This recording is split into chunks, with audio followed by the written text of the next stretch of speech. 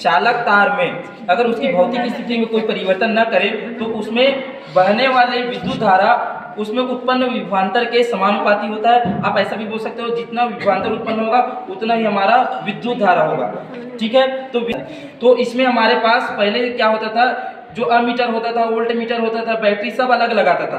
ये हमारे पास लेटेस्ट आधुनिक ओम का नियम का इंस्ट्रूमेंट है। इसमें आपको जो पार्ट दिया है उसको अच्छे से देखना। पहले सबसे पहले हम बाहर से एक बैटरी लगाते हैं, बैटरी एलिमिनेटर इसका काम होता है। इसमें आप लोग देखोगे तो एक बंद चालू करने का, ऑन ऑफ करने का रहता है। ठीक है, इसमें आपका सेट वोल्ट मतलब हम कितने वोल्ट का विद्युत धारा सप्लाई करेंगे, तो इसमें 0 से 12 वोल्ट तक का इसमें पावर है इसका। दूसरा, इसमें प्लस टर्मिनल और माइनस टर्मिनल दो नोड है। इसमें हम लोग प्लस टर्मिनल को इसके साथ जोड़ दिए हैं प्लस के साथ, और उसको माइनस टर्मिनल को माइनस के साथ। तो इसमें हम लोग क्या कर रहे हैं, विद्युत धारा सप्लाई कर रहे हैं। हमारा ये सर्किट अब इसको हम चालू कर दिए हैं, चालू हो गया है। अब इसमें आप देखोगे तो इसके देखो, सबसे पहले आपका वोल्ट मीटर है। वोल्ट मीटर को देखोगे तो वोल्ट मीटर का काम क्या होता है, किसी को पता है? वोल्ट मीटर की कितने मात्रा में वोल्टेज या उसमें जो उत्पन्न विभवांतर है वो कितना है उसको बताता है, मतलब विभवांतर को बताता है, दो विभव के बीच के अंतर को। ठीक है, तो इसमें आप देखोगे तो 0 से लेकर के 5 तक, यानी कि 0 से 1 तक की जो दूरी है, 0 से 1 वहां पर आपको 10 खाने मिलेगा। कितने खाने? 10। तो हम लोग अगर वोल्ट मीटर का अल्पतमांक निकालें, अल्पतमांक का मतलब होता है उसके बीच में कितने खाने, जैसे स्केल में हम लोग उसका नापते हैं ना, तो इसका अल्पतमांक निकालते हैं वोल्ट मीटर का, तो ये होगा 0 से 1 के बीच में कितने खाना है?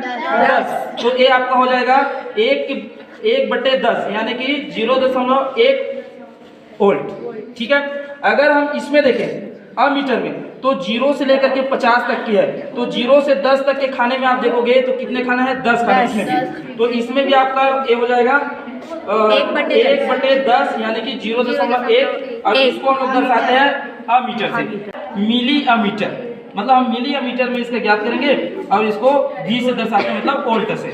ये हमारा दोनों समझ आया। यहाँ पर जो लगा है इसको बोलते हैं रिस्टेट। एक क्या करता है, धारा नियंत्रक बोलते हैं इसको हिंदी में, मतलब हम कितने मात्रा में धारा इसमें सप्लाई करेंगे। इसमें आपका ये वाला जो दिख रहा है इसको बोलते हैं प्रतिरोध। प्रतिरोध का काम क्या होता है कि इसमें जो विद्युत धारा बहता है उसको बाधित करता है, मतलब रोकने का काम करता है, इसको रेजिस्टेंस बोलते हैं। अब इसमें जैसा सर्किट दिया है ना उसी के हिसाब से हमने जमा लिए हैं। देखो इसमें सबसे महत्वपूर्ण बात आपको जानना है, वोल्ट मीटर को हमेशा प्रतिरोध के साथ समांतर क्रम में जोड़ते हैं, जस्ट आगे पीछे आमने सामने है। एक बात हुआ। दूसरी बात, हमारा जो अमीटर होता है उसमें बैटरी को वोल्ट मीटर को श्रेणी क्रम में जोड़ते हैं। देखो उधर भी जोड़ दिए हैं, इधर भी जोड़ दिए, अलग अलग, इधर जुड़ा है और उधर जुड़ा है। लेकिन इसमें देखोगे तो वही है, वोल्ट मीटर आपका यह है, प्रतिरोध है, मतलब इसको हमने समांतर क्रम में जोड़ा है। ठीक है, और इस जो अमीटर है ये आपका अमीटर है, इसमें हमने वोल्ट मीटर को और बैटरी को श्रेणी क्रम में जोड़ा है। इसलिए ध्यान से देखना, हमारा वोल्टेज जैसे जैसे बढ़ेगा विद्युत धारा भी वैसे वैसे बढ़ेगा। ठीक है, तो मान लो अभी 0 में है। ठीक है, अगर मैं इस वाले जो लाइन दिख रहा है इसको मैं अगर थोड़ा सा बढ़ा दूं 5 तक कर देता हूँ मैं, चलो 5 तक किया, मतलब 0 से 1 तक की दूरी है, तो अभी इसको मैं कितना मानूंगा? 0.5 मानूंगा। तो वोल्ट मीटर में लिख दिया पहला मान 0.5। तो इधर बढ़ा तो इधर भी बढ़ गया होगा, तो ये जो आया है ये भी 5 में है, 0 से 10 है, तो इसको सीधे सीधे हम 5 ही बोलेंगे। तो हमारा जो पहला मान आया है कितना है? 5। ठीक है, अब इसका हम प्रतिरोध निकालेंगे। R बराबर होता है V/I। ठीक है, प्रतिरोध में तो V का मान आपने कितना दिया है? 0.5। अब इसका मान कितना दिया है? 5। तो इसको भाग दे दो, कितना बचेगा? 0.1 और ये आएगा आपका ओम में। ये पहला, अच्छा 5 हो गया। अब देखना मैं इसको बढ़ा रहा हूँ, 1 तक ले जा रहा हूँ, 1 तक ले गए 1। इधर देखना आपका 10 हो गया है। ठीक है, तो इसको भी भाग दे दो 1। हाँ बोलो,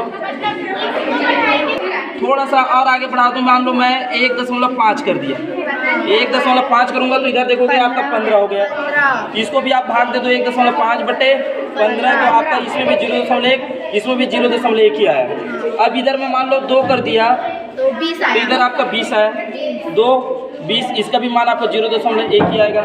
इधर मान लो मैं 2.5 कर दिया, 2.5, तो इधर आपका कितना आएगा 25। इसका भी मान आपका 0.1 ही आएगा। मान लो इसका मान मैं वोल्टेज, अब देखो 2 वोल्टेज में आपका सिर्फ इतना तक का ही काम हो सकता है। अब हमको आगे का मतलब काम करना है तो हमको वोल्टेज बढ़ाना पड़ेगा 4 वोल्ट। अब 4 में आपका मान जो है बदल जाएगा, ठीक है। जैसे मान लो मैं 3 किया हूँ तो इधर हो जाएगा 30, ठीक है।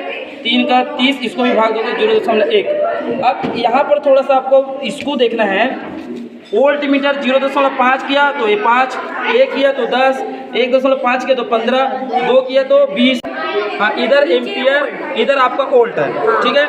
जब आप बात करें वोल्टेज, तो वोल्टेज को हम जैसे जैसे बढ़ाएंगे तो एम्पियर भी बढ़ता जाएगा। तो जैसे हमारा शुरू में हमने मान देखा 0.5 से 3 के बीच में गया, तो हम इसके बीच में पहले तो 0.5, 1, 1.5, 2, 2.5, 3 इतना किए।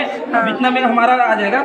इधर हमारा जो था 5, 10, 15, 20, 25, 30 तक, इतने में हो जाएगा। देखो हमारा 0.5 से 5, यानी कि 0.5 का ए पॉइंट और 5 का ए वाला पॉइंट, ठीक है। आपका फिर 1 से 10, इधर का 1 और इधर का 10, ठीक है, जाएगा ना। देखो ना, इसीलिए तो समझा रहा हूँ भाई। 1.5 और 15, तो 1.5 का ये और एक 15 दिख रहा है, ये यहाँ पास आएगा। फिर आपका 2 से 20, तो ये आपका 2 है और ये आपका 20 है, यानी कि यहाँ पास आएगा। फिर आपका 2.5 से 25, ये वाला आपका आएगा इसमें, और 3 का सीधा सीधा आपका 30 में आएगा। तो आप इसको जब मिलाओगे 0 से पूरे लाइन को, तो आपको कैसा लाइन प्राप्त होगा? मतलब जितना हम विभवांतर को बढ़ाते जा रहे हैं तो उसमें विद्युत धारा बढ़ रहा है। मतलब हमारा जो अनुपात है वो निश्चित अनुपात में आ रहा है, और निश्चित अनुपात में आने का मतलब देख लो सब में मान जो है 0.1, 0.1 सेम है। इसी को हमको सिद्ध करना था, बस यही।